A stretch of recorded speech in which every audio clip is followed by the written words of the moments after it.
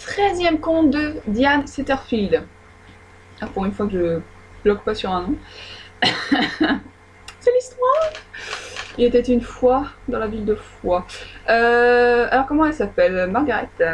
Oui, parce que ça fait un moment que je les ai lus, j'ai pas eu le temps de faire des vidéos, du coup les noms sont partis là-bas, loin, vers le soleil, où ils crament actuellement en hurlant. Margaret. Oui, c'est ça. C'est l'histoire d'une fille qui s'appelle Margaret, donc une jeune femme plutôt. Elle bosse dans la librairie de son père et c'est très lié au livre. Du coup, donc elle lit depuis toujours. Elle a appris à lire dans la librairie de son père.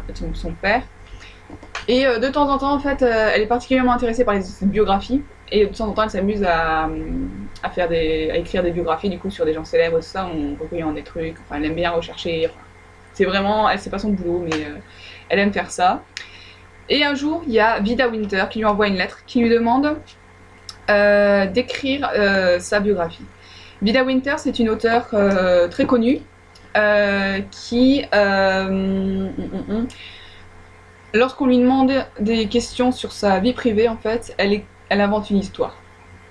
Il n'y a jamais deux journalistes qui a réussi à avoir la même version du truc. Elle invente régulièrement. Personne n'a jamais su c'était quoi vraiment sa vie.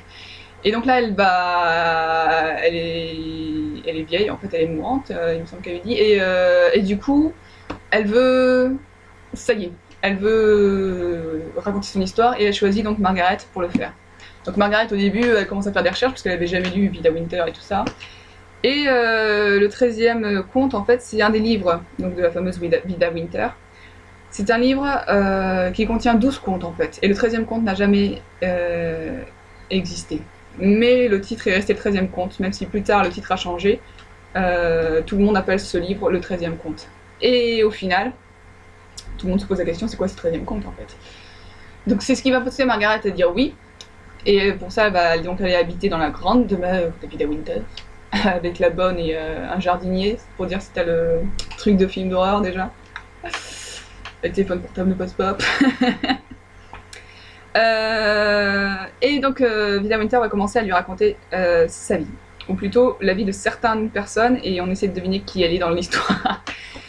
J'ai trouvé la partie où Vida Winter raconte l'histoire à Margaret plus intéressante que la partie où Margaret est active. Parce que Margaret, son truc à elle, c'est qu'elle va se méfier, bien évidemment, et elle va enquêter pour savoir si ce que Vida Winter lui a dit est vrai. Donc elle va commencer à faire des recherches sur les noms que Vida Winter lui a donnés, ou des choses comme ça, en fait. Et c'est pas palpitant, ça aurait pu être mieux. Mais du coup, l'histoire flashback, c'est plein de trucs bizarres. Et du coup, ça j'aimais bien. Après... comment dire, la fin... Ouais. Ouais. Jusqu'au bout, j'ai cru que Margaret se finirait enfin célibataire, mais non. Vers la fin, c'est pas clairement dit, mais elle se trouve un mec. Donc voilà, pour ma partie qui me tient particulièrement à cœur, mais c'est pas grave. Au bout d'un moment, il y a des trucs qui m'ont bloqué en fait. Et franchement, le début, j'ai dit très bien, pas de problème. Sauf les parties un peu chiantes où Margaret, c'est pas tellement... Si, Margaret me fait chier, en fait. Ne mentons pas, Margaret est chiante. Pourquoi? Elle a un secret, Margaret. Elle a un terrible secret, Margaret. Elle me fait chier avec son secret, Margaret. Elle est tout le temps... On le découvre assez tôt, en fait, qu'elle a eu une sœur. Qui n'est jamais née, en fait. Une sœur jumelle qui est morte... Est-ce qu'elle est seulement née, cette sœur jumelle? Je ne sais plus. Non, je ne crois pas. Enfin, bref. Voilà, donc elle a cette obsession de sa sœur jumelle qui sort de nulle part. Mais vraiment de nulle part, quoi. Et des fois, elle se voit dans le miroir, elle fait « Oh mon Dieu, c'est elle! Ah non, c'est moi !» Nulle part. En fait, c'est plein de personnages bizarres. Ça aurait pu être intéressant si le style avait été un peu plus gothique, mais non. C'est très moderne, relativement, donc ça marche moyennement. J'ai pas réussi vraiment à situer l'époque, en fait, je dois avouer. Mais ça a l'air assez moderne au niveau de la librairie et tout, donc voilà. Donc Margaret, voilà, c'est ça. Et au fur et à mesure que le livre avance, c'est de plus en plus dans la oh, je vais retrouver ma sœur et tout. Toi, t'es mais what the fuck. Calme-toi 2 minutes. Et elle est. Mais ça la déprime complètement. Au bout d'un moment, elle est là ah, ma sœur et tout ça. Elle a jamais connu sa sœur, putain. Enfin, si encore elle avait vu sa jumelle mourir, je veux bien. Là, elle est née toute seule en fait. Et alors je veux bien croire que ça te fasse un coup le jour où tu découvres que t'avais une sœur ou un frère qui est mort avant de naître. Mais du coup voilà quoi, on va se calmer un petit peu quand même. Parce que là c'est vraiment grave en fait, c'est juste chiant. Et ça tourne beaucoup sur le fait des jumelles, puisque dans l'histoire de Vida Winter, t'as également 2 jumelles. Assez psycho, je les aime bien parce qu'elles sont psycho. Et ça fait un peu Shining en fait. Dans l'histoire du passé, vraiment bien. Et du coup, voilà. Et puis, en fait, il y a un passage déjà, j'ai tilté. C'est quand Vida Winter, elle dit à Margaret. Margaret, en gros, elle dit non, ça m'intéresse pas au début. Elle fait ouais, je me casse, j'ai pas envie. Et elle dit oui, moi je pensais que vous apprécieriez une histoire de jumelles. Et puis là, elle s'arrête, elle fait ah, mais c'est tellement moi. C'est non, c'est pas toi du tout. Margaret, voilà. À la fin, j'en pouvais plus de Margaret. Margaret était complètement inexistante à mes yeux. Margaret, non, je l'avais effacée. Je m'intéresse juste à ce qui s'est passé dans le passé. Et donc ça c'est pour Margaret. Vida Winter. J'ai pas trop d'avis sur elle, en fait. Je trouve ça assez classe, l'auteur qui raconte des histoires différentes au lieu de raconter sa vie, parce qu'après tout, son boulot c'est de raconter des histoires, donc autant se créer une histoire. Et du coup, voilà. Mais après, c'est pas un personnage très aimable, elle est pas gentille. C'est les 2 personnages qu'on voit principalement, en fait. Et comme dit Vida Winter, elle raconte l'histoire, et puis le reste du temps, elle est pas là, en fait. Donc voilà. Après, ce qui m'a bloqué aussi, mais j'ai été offusquée. Après, il faudra peut-être que je me calme moi-même. Mais il y a des trucs comme ça me. What? Ça m'a fait réaliser un truc au niveau du bouquin qui m'a énervé en fait.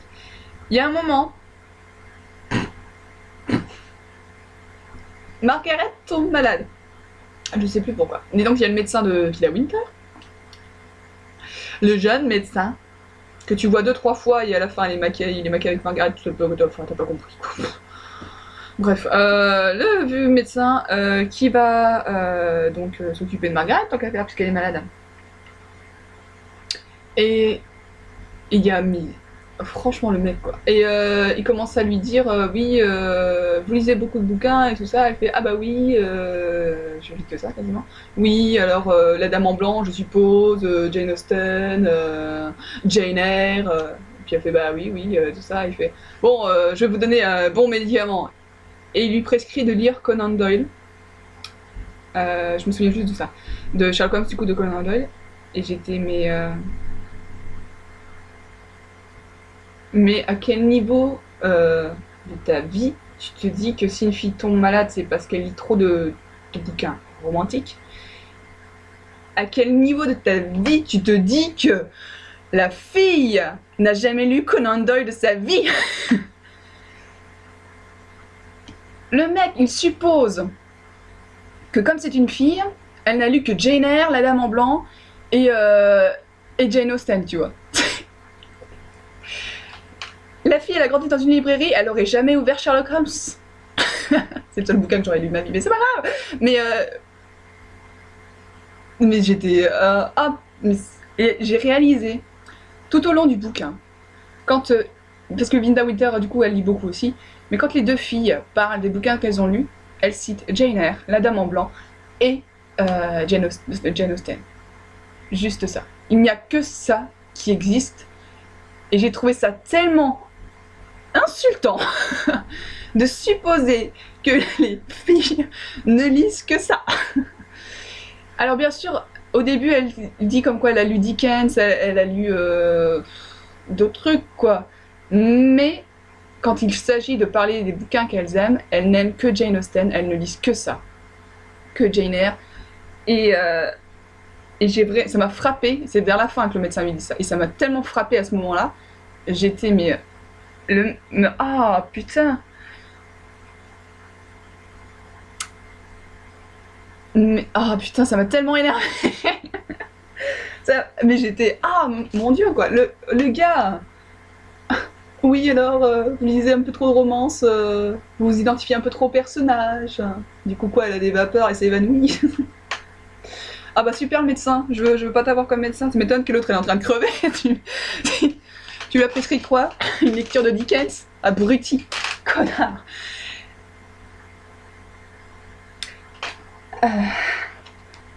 Et le pire, c'est que elle dément pas. Apparemment, elle a vraiment jamais lu Conan Doyle de sa vie. C'est pas grave, si tu veux. Mais ne va pas supposer que elle n'a lu que 4 bouquins dans sa vie. On passe son temps à dire qu'elle a lu plein de trucs. D'accord, on dit qu'elle les a relus, mais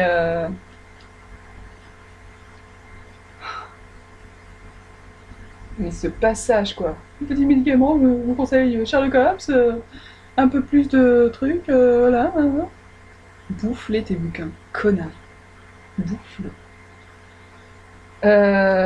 Puis du coup, Margaret, elle le fait, hein, elle lit Sherlock Holmes et tout ça, et puis ça va mieux.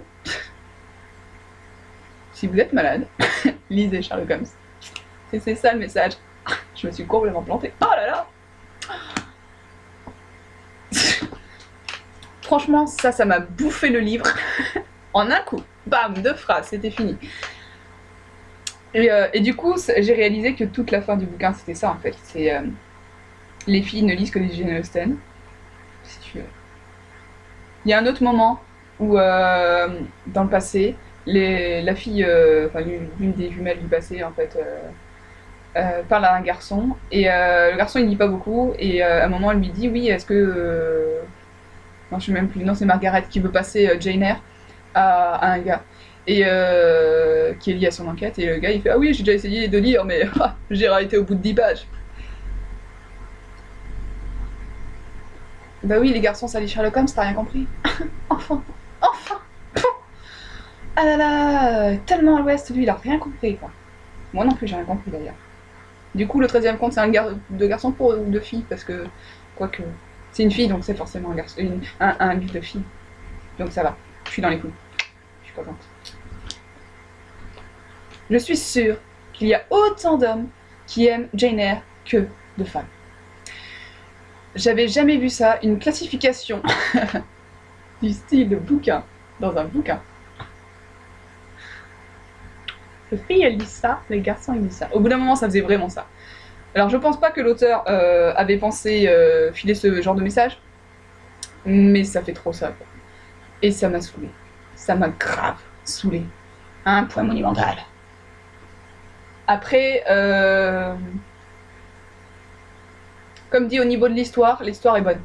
Est vraiment passionnante, surtout ce qui se passe, enfin, l'histoire que raconte Vida Winter. Ah oui, parce que Margaret, elle a du mal à faire de plus de. Tu m'étonnes en même temps.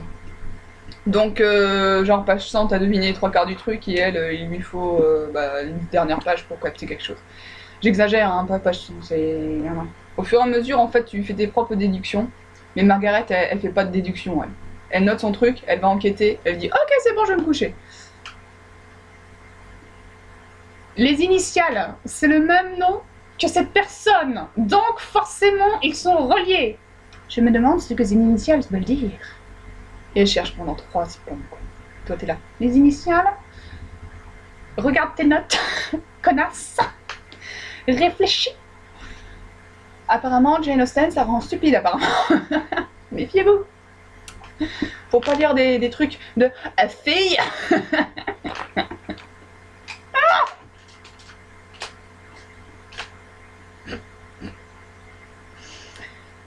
Voilà, donc Margaret complètement abrutie. J'avais oublié ça, le coup des initiales en fait. Mais c'est vraiment ça en fait. Elle reçoit un message. au bout de 2 pages, tu as réussi à faire le lien avec l'histoire du passé en fait. Et elle a pas fait tilt. A fait pas tilt. Et pendant un moment, je me suis dit, allez, c'est pas grave, ça se trouve, c'est juste que l'auteur veut faire croire que. Enfin, l'auteur ne précise pas qu'elle y réfléchit en fait, que juste elle emmagasine les trucs. Et au bout d'un moment, elle va nous dire qu'en fait, oui, elle l'avait deviné à ce moment-là et que voilà. Non, non. Margaret est une abrutie. Margaret est une fille. Donc voilà, le 13e conte. Assez mitigé finalement. Puisque franchement, tout le début, j'ai adoré. Et à la fin, quand j'ai réalisé ce truc, enfin, quand j'ai réalisé, quand ce truc s'est planté dans ma tête, cette classification garçon-fille, ça m'a bouffé la faim. Margaret est devenue insupportable avec sa jumelle invisible de la mort qui tue. Et son manque de connexion neuronale. Et au niveau de l'histoire, parce que c'est pas vraiment une enquête, puisqu'on va du passé vers le présent, mais tu découvres au fur et à mesure, et franchement l'histoire du passé est vraiment bien. Pour le coup ça m'a fait penser à du Jane Eyre, c'est vrai. Mais oui, avec des psychos, des fous, des... Ouais, bien, bien. Le présent du coup mis par Margaret qui a un peu... Margaret quoi. C'est un peu moins intéressant. Mais ça finit bien, relativement. La fin ne m'a pas marqué plus que ça en fait. Parce que finalement, au bout d'un moment, ça coulait de source. Enfin, pas pour Margaret, mais pour le lecteur, ça coule de source. Du coup, on lit juste la fin comme ça. Foup, parfait. Et voilà, c'est fini. Donc le 13e conte mitigé. Si vous vous sentez prêt à supporter Margaret, oui, allez-y. Parce que l'air de rien, l'histoire est quand même bien trouvée.